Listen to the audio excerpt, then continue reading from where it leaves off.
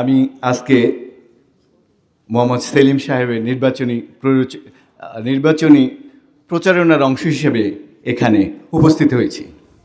জনাব মোহাম্মদ সেলিম পারিবারিক সূত্রে আমাদের খুব ঘনিষ্ঠ এবং অত্যন্ত কাছের মানুষ। সেই সুবাদে আজ আমি আপনাদের মাঝে উপস্থিত হয়েছি। আমার নানার বাড়ি চিলগাছা, আর চিলগাছা, রতনকান্দি, কুরালিয়া, এই তিনটি গ্রাম, প্রতিটি মানুষ কোনো না কোনোভাবে আত্মীয়তা অথবা সামাজিক সূত্রে তিনটি গ্রামের মানুষ এক সূত্রে গাঁথা। এবং সেই সুবাদে আমি আমার নানার বাড়ি, এই তিনটি গ্রামকেই আমি আমার নানার বাড়ি মনে করি এবং সেই হিসেবে প্রতিটি মানুষের সাথে আমি সেরকম সদ্ভাব রেখেই চলাফেরার চেষ্টা করি এবং সেই আত্মীয়তা রক্ষার চেষ্টা করি। আপনারা জনাব সেলিম রেজাকে কেন ভোট দেবেন সেই বিষয়ে আমার খুব সহজ যুক্তি। আমি কঠিন মানুষ নই, আমি বরং খুব সাদাসিধে মানুষ। আমার প্রথম যুক্তি, যে 4-5 জন প্রার্থী গাজীপুরের মাটিতে আছেন, যোগ্যতার বিবেচনায় কে সবার প্রথম, এই জায়গায় কোনো ছাড় নয়, কোনো আপোষ নয়, যোগ্যতার বিচারে কোনো বিবেচনা নয়, এটা অধিকার। যোগ্যতার বিচারে কোনো পক্ষপাতিত্ব চলে না, আর যোগ্যতা কোনোদিন একটি বিষয়ও হয় না। একজন এমপি প্রার্থী মানে একজন তুচ্ছ বিষয় না, একজন তুচ্ছ ব্যক্তি না, একজন উপজেলার অভিভাবক। সেই অভিভাবকের কয়েকটি গুণ খুব ভালোভাবে থাকতে হবে। তার 1 নম্বর তার বংশ পরিচয়। বংশ পরিচয় বলে যে সেই লোক ব্যক্তি হিসাবে কেমন, এটাকে কোনোভাবেই এড়ানো যায় না। বংশ, আম গাছে যেমন আম ধরে, তেঁতুল গাছে তেঁতুল ধরে, ও বংশতেও তেমনি ভালো লোক জন্মায়। তাই বলেই বংশতের লোক খারাপ হবে না তা নয়, বংশের মধ্যে দিয়েও ভালো লোক জন্মে, বংশেও খারাপ লোক জন্মে। সেই বিবেচনাটাও আমাদের অত্যন্ত জরুরি। সেই বিবেচনা আমরা মাথায় রাখব। সেলিম রেজা সাহেবকে আমরা বিবেচনা করব সেই বিচারে ওনার পূর্বপুরুষ এবং তিনি নিজে ব্যক্তি হিসাবে কেমন। আমার বিচারে যে কয়জন প্রার্থী গাজীপুরের মাটিতে আছেন, সেলিম রেজা সাহেবের ধারে কাছেও কেউ নেই কয়েকটি বিষয়ের ব্যাপারে। তার 1 নম্বর বিষয় তার বংশানুক, 2 নম্বর বিষয় সমাজসেবায় অবদান। এলাকায় বাপদাদার স্কুল, কলেজ, বিভিন্ন দাতব্য প্রতিষ্ঠান, সেবামূলক প্রতিষ্ঠান যা কিছু তারা তৈরি করে গেছেন। এরকম প্রতিদ্বন্দ্বী যদি অন্য কেউ থাকে, আমি এখানেই দাঁড়িয়ে বলবো তাকে ভোট দিন, তাকে জয়যুক্ত করুন। কেন সেলিম চাচাকে জয়যুক্ত করবেন? সেলিম চাচাকে এই জন্যই জয়যুক্ত করবেন, তার যোগ্যতার জন্য, তার ঐতিহ্যের জন্য, তার সমাজসেবা অবদানের জন্য, অন্য কোনো কারণে নয়, ভিন্ন কোনো কারণে নয়।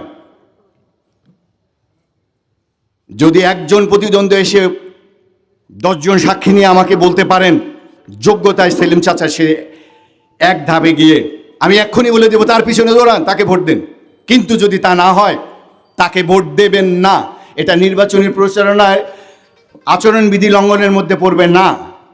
নির্বাচনের প্রথম শর্ত, যোগ্য লোককে নির্বাচিত করুন, অযোগ্য লোককে কখনো নির্বাচিত করবেন না। এটাই নির্বাচনের শর্ত। এই শর্তেই সবাইকে চলতে হবে।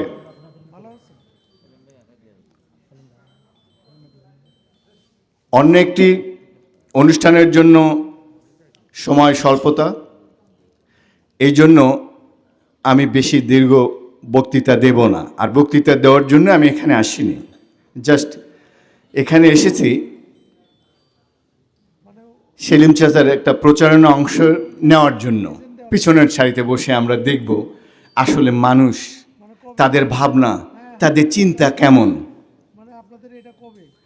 আমার দাদা কাজীপুরকে নিয়ে যেরকম চিন্তা ভাবনা করেছিলেন, শুরু করেছিলেন, তিনি বাদ দিয়েছিলেন কাজীপুরকে রক্ষা করার জন্য। কিন্তু কিছু কুলাঙ্গার সেই বাদ কেটে দেয় এবং তারা বলে যে কাজীপুরের পানি বন্ধ করে দিয়েছে, এই জন্য আমরা বাদ কেটে দিয়েছি। এই জন্য আমি বলি ওই বাদ দেওয়ার তারিখে একটি করে পাথর আমরা যমুনার বুকে নিক্ষেপ করব, ওই কুলাঙ্গারদের উদ্দেশ্যে, শয়তানের উদ্দেশ্যে যেরকম পাথর নিক্ষেপ করে, ওই কুলাঙ্গারদের উদ্দেশ্যে আমরা একটি করে পাথর নিক্ষেপ করব, এই কাজীপুরকে যারা ধ্বংসের মুখে ঠেলে দিয়েছে। কাজীপুর আমাদের প্রাণের ভিতরের জায়গা, আমাদের শিকড়, কিন্তু সেই শিকড়কে অনেকখানি উপড়ে ফেলা হয়েছে। কাজীপুর 5 ভাগের 1 ভাগ এখন স্থিতি আছে, অবশিষ্ট আছে, বাকি 4 ভাগ চলে গেছে নদীর মধ্যে। আমরা 2 দাদা নাতি বছরের পর বছর, 20 বছর 30 বছর একসাথে বসে, ঘরের মধ্যে বসে কাজীপুরের কথা ভাবতাম, চিন্তা করতাম। কাজীপুরকে বিলীন করা আমাদের উদ্দেশ্য নয়, আর ওই কুলাঙ্গাররা চেয়েছিল যে কাজীপুর যাতে ফেরত না হয়। আর আমার দাদার কথা ছিল 1 ইঞ্চি কাজীপুরকে আমরা নদীর গর্ভে রাখতে দেব না। আমরা কাজীপুর, পূর্ণ কাজীপুর নদীর গর্ভ হতে ফেরত চাই। এবং এটা কোনো কঠিন কাজ নয়। যখন যমুনা ব্রিজের ইঞ্জিনিয়াররা আসলেন, আমি একসময় চাকরি করতাম জীবনের শুরুতে, 4 বছর একজন কোরিয়ানের কাছে চাকরি করছি। সেই কোরিয়ানের বাসাতেই এই এশিয়ার শ্রেষ্ঠ ইঞ্জিনিয়ারগুলো, ওখানে ভিজিটর এবং কোরিয়ান ইঞ্জিনিয়ারগুলো আসতেন। তাদের কাছ থেকে আমার অনেক কিছু শেখার সৌভাগ্য হয়েছে। তাদের সাথেও আমি যমুনা ভিজিট করেছি, দেখেছি। আমি সেলিম চাচাকে অনুরোধ করব, এই চাচার প্রথম পদক্ষেপ হবে এই কাজীপুরের মানুষের এই মাটি উদ্ধার যমুনার বুক থেকে। এটা কোনো কঠিন কাজ নয়। চাচা তার সংসদে যে বলবেন, সংসদ তাকে সাহায্য না করলেও আমার কাজীপুরের মানুষ সমবায়ের মাধ্যমে তার জমি উদ্ধার করবে। সেই একই প্রযুক্তিতে সিরাজগঞ্জের পূর্ব পাশে, আপনারা সকলেই জানেন, চায়নাবাদ নামে পরিচিত, মানুষ বেড়াতে যায়, ভ্রমণ করতে যায়। তারা দেখিয়েছে শুধু ইচ্ছা করলেই নদীর বুকে একটা বাঁধের মাধ্যমে পুনরুদ্ধার করা যায়। কেন আমরা কাজীপুরকে পারবো না? আমি সেলিম চাচাকে বলবো, চাচা এই যমুনাকে 1 নম্বর অগ্রাধিকার ভিত্তিতে আপনি মানুষের কাছে এই প্রতিশ্রুতিতে কাজ করেন। আমি কথা দিচ্ছি সেলিম চাচার পাশে আমি থাকব, এবং সরকারি অনুদান না পেলেও এই কাজীপুরের বুকের এই 2500 বিঘা মাটি জমি উদ্ধার করা খুব সহজ কাজ। অপরদিকে এই নদী ভাঙন চিরতরে বন্ধ হয়ে যাবে। নদী প্রবাহ এমনিতেই 79 সালের পর থেকে প্রায় 10 ভাগের 1 ভাগ কমে গেছে। পানি প্রবাহ অনেক কমে গেছে। সেই হিসেবে নদী, এই 10-12 কিলোমিটার নদী কোনো দরকার নেই। 2 কিলোমিটার নদী হলেই কাজীপুরের জন্য যথেষ্ট। আর সেই 2 কিলোমিটার নদী হবে কোথায়? যেটা কাজীপুরের সীমানার বাইরে আগে যেখানে ছিল সেখানেই হবে। নদীকে সেখানেই তাড়িয়ে দেওয়া হবে, তারপরে কাজীপুরের মাটি উদ্ধার হবে। আমি আমার চাচাকে বলবো, এই বিষয়ে কোনো আপোষ নয়।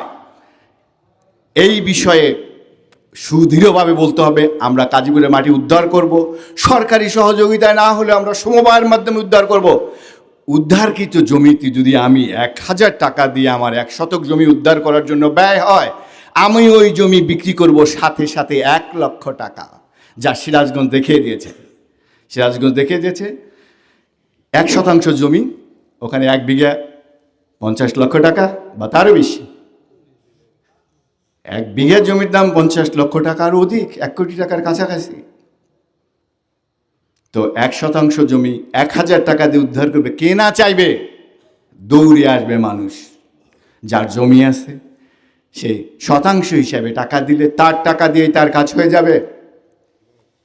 আমি সেলিম চাচাকে সেই অনুরোধ করব, সেই হবে প্রার্থীর যোগ্যতার বিচারে আমি আবারও বলছি, প্রার্থী যোগ্যতার বিচারে সেলিম চাচার আগে যদি কেউ থাকে, মানুষ তার নিজের বিবেককে প্রশ্ন করবেন, তার আগে কেউ আছে কিনা, তার ধারে কাছে কেউ আছে কিনা। সমাজ কল্যাণ, মানুষকে দেওয়া, দান করা, এই অভ্যাস, এই গুণগুলি সকলের থাকে না। কিছু কিছু পরিবার, কিছু কিছু মানুষ আসে মানুষকে দেওয়ার জন্য, আর পৃথিবীতে কিছু কিছু মানুষ আসে চুরি করার জন্য, নেওয়ার জন্য। চোরকে কোনোদিন রাজ সিংহাসনে বসানো যায় না, অযোগ্য লোককে কোনোদিন রাজ সিংহাসনে বসানো যায় না, নেতা বানানো যায় না। গাজীপুরের কর্তৃত্ব করার জন্য আপনারা সেলিম রেজা সাহেবকে ধানের শীষ প্রতীকে নির্বাচিত করবেন। এলাকার মানুষের পক্ষ থেকে আমার এই চাওয়া। আমি আর বেশি কথা বলবো না, সময় স্বল্পতার জন্য আমি এখানেই আমার বক্তব্য শেষ করছি। খোদা হাফেজ।